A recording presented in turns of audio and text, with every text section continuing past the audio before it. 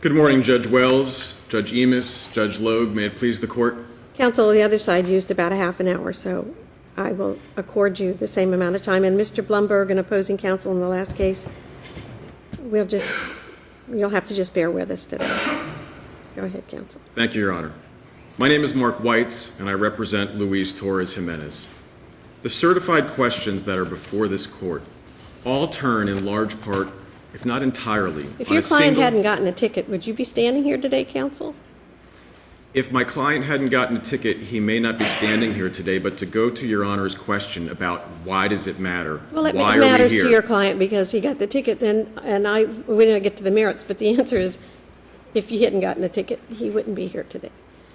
Right, but the question is bigger than that. And it's It more is important bigger than that today, yes it Yes, is. because as the Florida Supreme Court said in the Masson case, when cities were attempting to issue red light tickets with cameras before they were authorized to do so. And as the fourth DCA said in the Aram case, when cities, in that case the city of Hollywood, was acting outside of the delegation or the powers that have been granted to them, it matters because the entire process is void ab initio from the start. We are a nation of laws, and they must be followed, both for the people who are ticketed and those who are not ticketed. And here we have a very clear statute with very clear language. And forgive me for reading, but this one sentence Counsel, in section... I know it's a technical thing. You'll have to forgive me. But for me, it's a standing issue. That's all it is. It's, yes, people have vested interest in every single law in the country and seeing that they're properly enforced. But not everyone has standing to complain about it. And my concern is, at least in the initial step of this, I'm just not sure that is a real concern, because a part of it is people who don't really have standing. I'm going to get over that because we need to get to the merits of this. I understand, but I think that to add one more point to my answer to Your Honor's question, Mr. Jimenez absolutely has standing because he was issued a ticket Correct. in connection with a process that we contend was void from the start, to which I don't think jurisdiction never attached. I don't think that's disputed. Okay, thank you, Your Honor. So the Mark Wandel Act, what does it say? You were going to quote from the statute? Yes, Your Honor. What does it say? What does it authorize? The language is very clear, and it's very simple.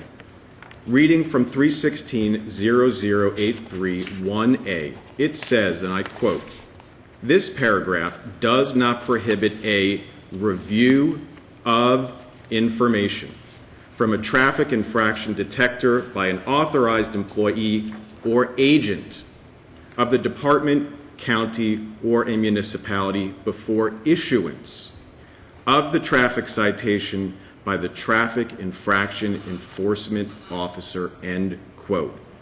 Now, the legislature was very clear about the one and only act that they would allow a municipality or a government entity to delegate, and only one: review of information. But to what end? Review the information and not say anything?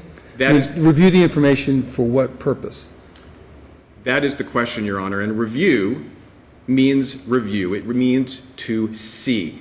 Now, if review was being carried out as the ministerial act that the city and the AG claim it was, it would be nothing more than look at the image to make sure that something was captured and send it on. That would be a review. What's a performance review? When your boss conducts a performance review of his employee, what does that mean? A performance review, Your Honor, would be different, because a performance review would be a situation where a boss would be analyzing the job performance of the employee to make a decision about whether or not to retain them, terminate them, give them a bonus, or give them a raise. So you're saying that the legislature intended that an employee or an agent of the department would have the right to see the video but do nothing with it? Do nothing with it other than determine that the image was captured, because the statute What doesn't say that? Where does it say that? Well, Your Honor, in section 316.00387, the definitional section of the chapter 316 as it relates to red light cameras, it talks about what must happen. Images must be captured, either still images or video images. And if the legislature was to allow, which it did, the use of vendors for purpose of running the red light cameras, then surely that vendor could perform the ministerial task of looking that the image was actually captured, that it's not blank, to make sure that a license plate is visible, and to send it on to the traffic infraction. That's a slippery slope argument for you, though, because if there are standards in place that render the review by the agent what amounts to a ministerial act, does it meet standards A, B, C, and D? Yes, it goes into the working group. No as to any one of those, it goes into the non-working group. What's the difference between the two? Doesn't these standards render this a non-discretionary ministerial act simply to narrow the scope of the officer's eventual probable cause determination? No, Your Honor, it does not, and here's why. As I said, a ministerial act would be simply looking to see if something is there. In the context of a law clerk doing something for a judge, it might be looking through a brief to make sure it has a table of contents. But in this context, you would concede that the term review as used in the statute allows a review for purposes of a ministerial task, such as determining whether the image came out and whether the license plate was readable. Yes, and ATS performs that review. They actually perform 2 reviews, and this is in the record and mentioned in the briefs. They perform what they are now calling a pre-review, where they make sure that the image is captured, and then they perform a sorting. And that's where it's not a slippery slope. Well, what about the review of the image shows that both tires are across the white line? That seems pretty ministerial. There's not a lot of discretion there. Except, Your Honor, when you read the BRQs, there is far more at issue in the BRQ than simply whether the tire is or is not over the line. What the city and the AG would like for this to read, or how they are interpreting this ministerial act, is that the agent should be allowed to analyze an image according to a set of rules, apply those rules to make a determination. Because but give us a specific example of where ATS would be using some modicum of discretion in applying the standards. Yes, Your Honor. Well, there are several. Well, just give me one good one. Okay. Give me your best. Okay. I want to make sure that I cite it correctly for Your Honor. If you look at Section 4.7 of the BRQ, it allows for the ATS processor to pass on an image without video if there is sufficient evidence. That in and of itself is an act that requires discretion, and all of these acts are a probable cause determination. I'll give you another example, Your Honor, because it's in the contract.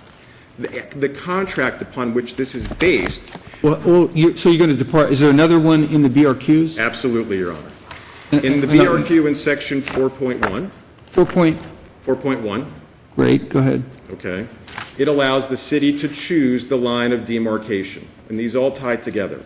In 4.2, it allows the city to choose the positioning of the tires, and depending upon the angle of the camera and the lighting and the type of vehicle, the processor is going to be making a decision about whether the tires of the vehicle are slightly before, touching, on, So or they send them over all the line. they send them all to the officer. They send all of that, every single bit of it, even if there's the slightest doubt, where it's, I send all that. Even maybe, definitely so, maybe so, I send that all to the officer. Don't make a decision at all of whether there's a violation or not. Exactly, Your Honor. The officer decides whether there's a violation. Exactly, Your Honor, because when you have a statutory scheme that provides for preemption to the state of the enforcement of traffic laws, you cannot delegate the determination of whether or not there could be or is probable cause. Were the tire, does the photograph show that the tires were across the line? That doesn't seem to be discretionary. That one instance. I mean, people can make mistakes, but it doesn't seem to be, hey, use your best judgment type thing. Well, I think it's a two-part answer. Like for example, careless driving, that seems discretionary, right? But I'm sorry, but go ahead. Yes, Your Honor. I think it's at least a two-part photograph. answer. Does this photograph show both tires across the white line? Is that is that discretionary would be the question. Okay, so let's. How is that discretionary? Yes, Your Honor. To answer your question, first of all, it is Mr. Jimenez's position that making any judgment about the position of the vehicle, and that's what Judge Leifman said in his order below, that the ATS processor is making a decision about the position of the vehicle is beyond the scope of what can be delegated under the statute. Second, the fact is that what could be done and what should be done is that the decision of where that vehicle is, no matter how obvious it may be, is solely within the province of the traffic infraction officer. Is that what the ATS officer is doing? He's saying, I have a photograph. Here's a white line. Here's a tire. Looks like that tire's over. Boom. I can't tell. Boom. Goes to the cop. Goes. And it's just sitting. Oh, it's just, I'm looking at a line and I'm looking at a tire. I don't know. I'm just going to send it to the officer for the officer to decide. Where is that deciding whether or not there's been a traffic violation? Well, first, it's deciding, and I'm going to come back and finish your question too, Judge Loeb. It's deciding because thousands of images every month, this is in the trial court order and in the record below, thousands of images every month are not forwarded to the city. Which brings me back to my initial question, as in, your client doesn't care if his picture wasn't sent, nor did any of those people whose pictures, none of their rights were violated, none of their constitutional rights, statutory rights, or any rights whatsoever, that their photographs of their tires on their car was not sent. Home free, don't care. The only people who really have a dog in the fight, who have an issue to raise, are the ones whose photographs are sent. So if everybody whose photograph could even marginally be sent are sent, and the officer decides to write them a ticket. In other words, you're arguing some people's picture won't be sent. If your client's not charged with a crime, how do you complain that the guy next door wasn't charged for the same crime? You don't get to do that. You complain that you were charged for the crime. Not that somebody else would, unless you have a whole different thing, that there's some racial, some discrimination going on there, but that's not what this is about today. So I keep coming back to the same problem that I'm having. The people who, I'm probably the only person here who feels this. The people who don't have their pictures sent aren't really in a position to complain. This is not a case about the people whose images were not sent. This is a case about Mr. Jimenez. And Mr. Jimenez's image was sent. And the issue is not whether or not he ran the red light. The issue is whether or not jurisdiction ever attached in the first place based on the discretion that is being exercised by a for-profit, non-governmental employee in the scope of a statute. Right. Well, I think to frame it in a way that You would should have address sent me to the no ticket people. That's what he's arguing. Well, the decision to send him to the no-ticket people should have been made by the traffic infraction officer, not by ATS. Because while they want to say that it's the police officer who in the first instance is deciding who could possibly get a ticket and who could not, that's not the case. So you're saying the officer's not doing his job. He gets these photographs, and even though it's iffy for your client, maybe not even for your client, that officer isn't really looking for that. He's gone, ATS says it's over the line. The photo says that, boom. That's not what we're saying at all, Your Honor. What we're saying, we're not here challenging what the traffic infraction enforcement officer does once he or she gets the ticket. Right. The issue is what happens Before it gets there. What happens before? Do you agree with the appellant's characterization that there's a working group and a non-working group to which law enforcement officers have review and can review even those videos that are passed into that non-working group category? As it relates to the record in this case, the answer to your question is no, and here is why. And this is talked about in our answer brief, and they said nothing about it in their reply. One, thousands of images every month are not forwarded. Two, Not forwarded at all, Not meaning forwarded not at placed all. into a Into the no non-working queue. group. They are rejected, as the BRQ calls No, it. they are placed in the non-working queue as opposed to the images that are placed in the working queue and forwarded on. And the question becomes, and this brings us to Aram, well, what about this unfettered discretion issue? Well, but just to clarify, and I'm jumping in, but the officers can look at the non-working queue or not. They can, but the record in this case is that they don't. Okay. Someone Sergeant from the Burns- department Gotcha. All right. can look at them if they want to. They can have another review of some Frankly, other it in the would make police no department. sense for them to do that, because then why have this system set up? If you're going to have someone narrow the universe of tickets or potential citations, Why bother? why would you go back and look at the non-working group? That basically what you're saying is, I don't trust, don't believe, or don't think that ATS is doing their job, so I'm going to start checking the non-working group. As a matter of fact, I'm sorry to interrupt, Your But Honor. it's possible to do. You're just saying nobody's going to go. As a practical matter, it doesn't happen. Well, it's not just a practical matter. The record evidence in this case is that it doesn't happen. Sergeant Burns testified in this case almost exactly as you pointed out, Judge Emis. He says, quote, "We have no reason to review the videos. We don't request them."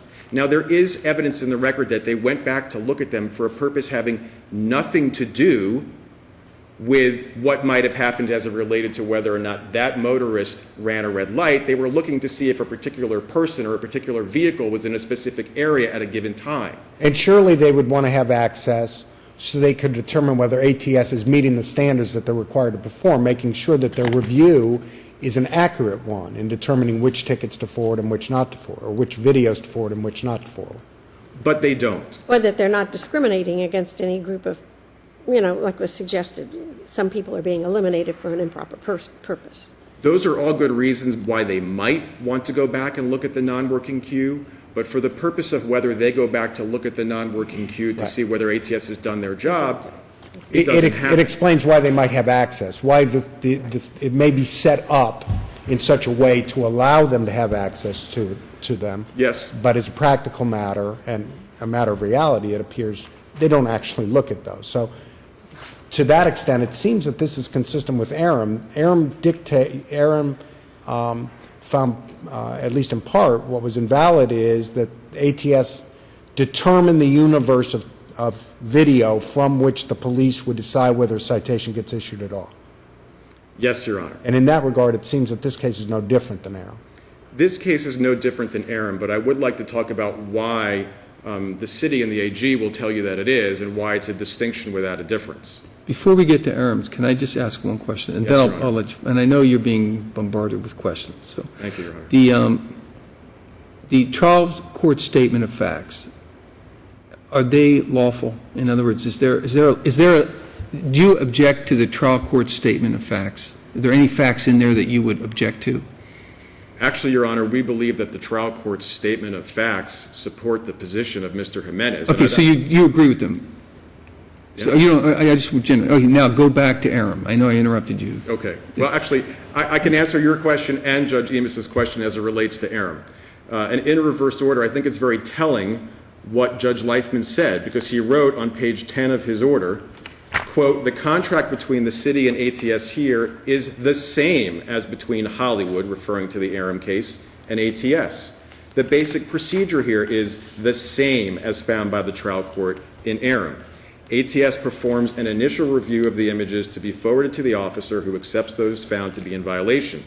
Continuing on for just two more sentences, he then writes, "The parties agreed that Hollywood had a BRQ similar to the BRQ in this case, and that ATS processed it in the same manner as testified to here. The UTC is generated in the same manner as it was in the Aram case." Now, the appellant would argue, and does argue, that there's a difference here because somehow the discretion was not unfettered, because in Aram the findings were that the traffic officer pushed the button on every single ticket, whereas here it's something less. It's a distinction without a difference. And the reason is that when you have thousands of images that are not forwarded every month, and record evidence that there is no review conducted of those 1,000 images, whether 1% get passed on or 100% get passed on, the discretion being exercised by the city and its vendor, or rather by ATS, is unfettered because it goes unchecked. Okay, but some of those images might be images where the image didn't come out or where the license plate is not visible, and you've indicated that that would be acceptable ministerial decisions by the private vendor. Because that would be a ministerial task that did not involve an analysis based on applying a set of rules embedded in which, in the BRQ, uses the term sufficiency of evidence to make a probable cause determination. Because for every image that they don't pass on to the tune of thousands per month, the ATS processor, not the traffic officer, has made a determination of no probable cause. So this goes to your point, which is you don't care how bright line the standards are. The determination that this image shows the tires, let's say the tires are 15 feet past the white line. You're saying that decision is not ministerial. It can only be made, or it's sufficiently police-oriented that it can only be made by a traffic enforcement officer.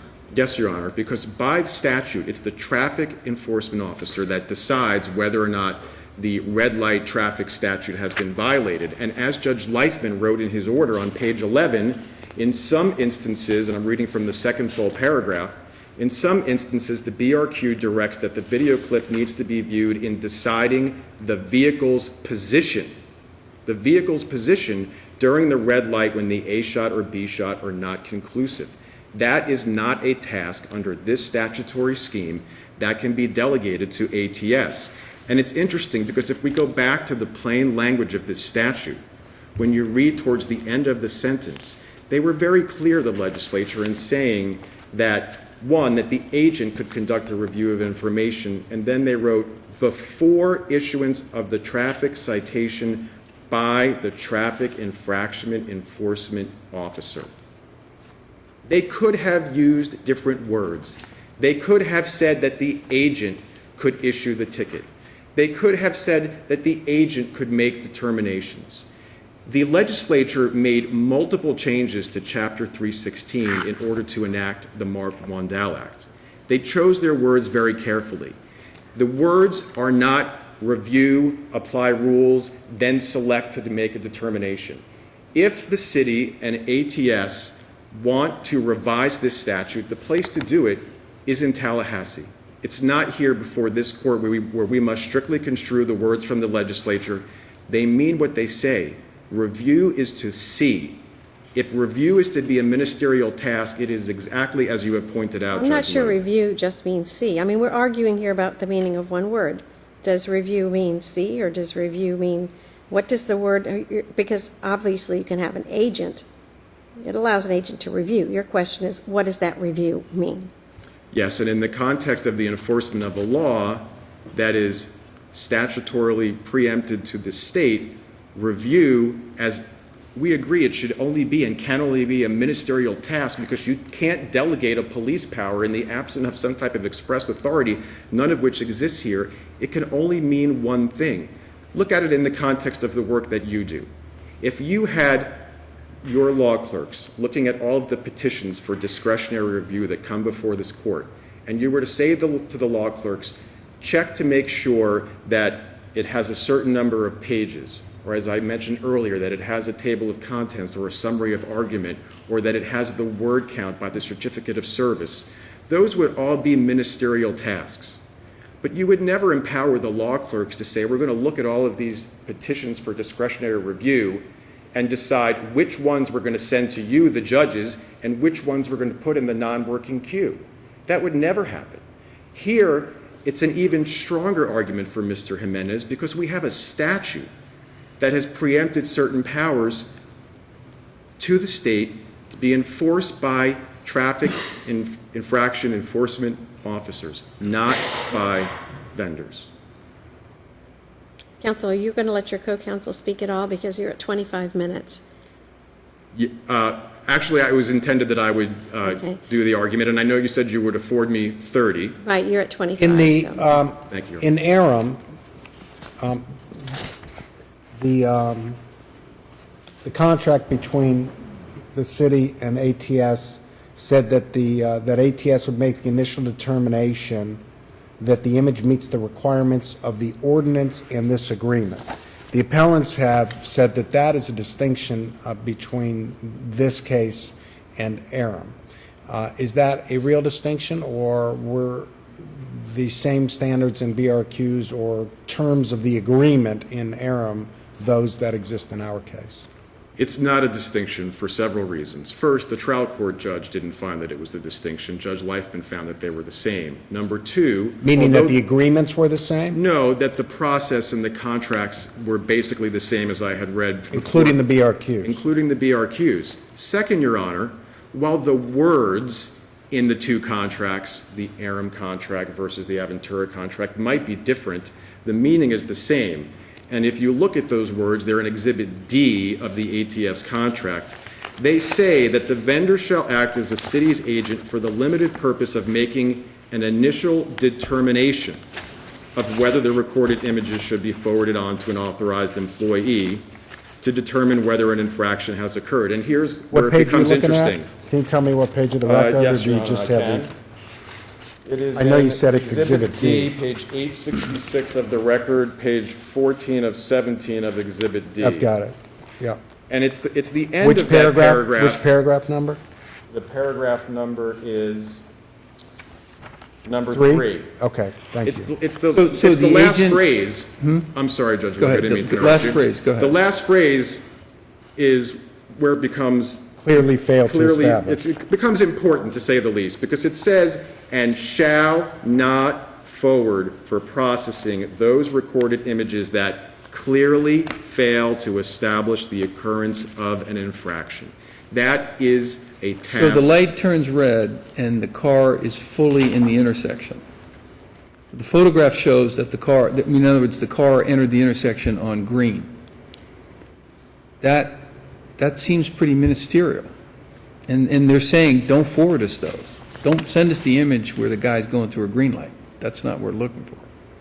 Right, but it's not a question for ATS to determine what the police are looking for. Well, no, but the police are decide what telling they're them, looking for. don't send, but even going back to your thing, don't send us images where we can't read the license plate.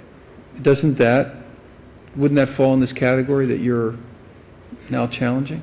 But there's far more than going on here than that. There are a whole series of permutations that could occur at a traffic light, depending upon how fast the car was going, whether the tires were slightly before the line, touching the line, on the line, over the line.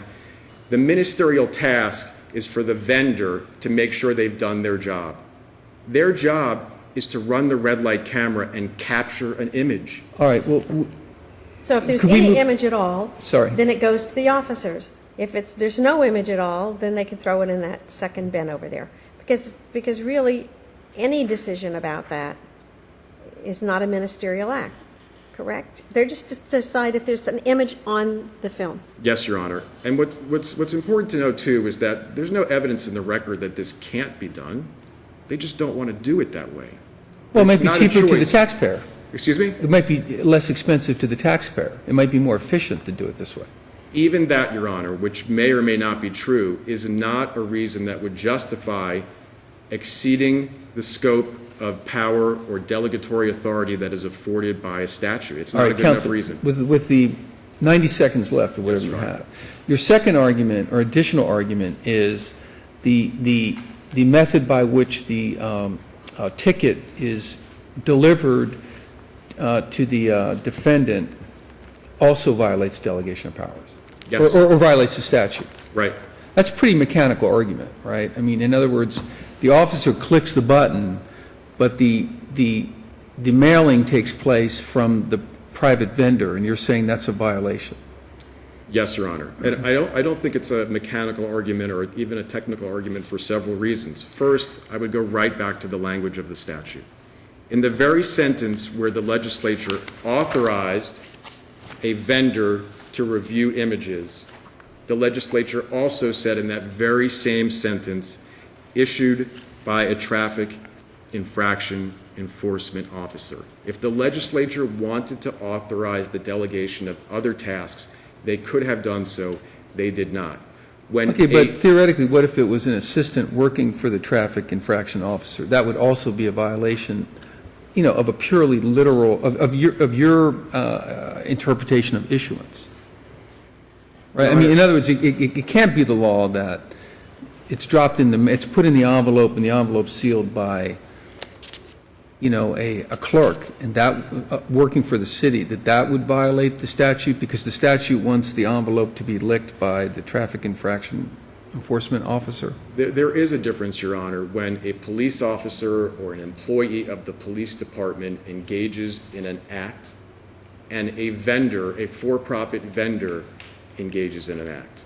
The legislature did not allow for issuance, signing, or printing. Well, signing, okay, but, all right. But they're part and parcel, all part I mean, of the it same seems highly certified technical. question. In other words, if a private vendor, you would agree that a clerk could put the ticket in the envelope and seal the envelope. A clerk that works for the police department. And I How think about, what's interesting. how about a clerk who was hired by the police department and worked as an independent contractor? There's some interesting language in the statute that answers your question, because the legislature said that employees of the police department can become traffic infraction enforcement But also officers. says agents, I think. No, only in the context of review of information. That's the one and only place in Chapter 316 and all of the references to the Marc Wites Act where it talks about how an employee of the police can become a traffic infraction enforcement officer if they meet certain requirements. No matter how much training the ATS officer may have, no matter how many weeks, no matter where it is, no matter who teaches it, they are not traffic infraction officers. They not only cannot determine probable cause. Okay, but are cannot you issue saying that tickets. only a traffic enforcement officer can put the citation in an envelope and seal the envelope? I'm saying that it must be done either by the officer or someone within the police department. It cannot be outsourced to a private vendor unless authorized by But the here, statute. agents are authorized. Oftentimes, if we have an agent, the agent acts on behalf of the principal. It's agent principal. I mean, if I have an agent who sends out my mail, FedEx even could be sometimes, then it authorizes an agent. So perhaps this is an agent just for forwarding what I've done. The difference, Your Honor, is that in this case, under this statute, the legislature chose only one instance where an agent could perform a task, and they used that very word. If the legislature wanted agents to perform any other tasks, they could have said so, and they did not. And I think it's very telling that within the very same sentence, the one sentence, they said what the agent can do and what the traffic officer can do. There's no discretion, there's no middle ground, there's no gray area. Thank you. Thank you, counsel.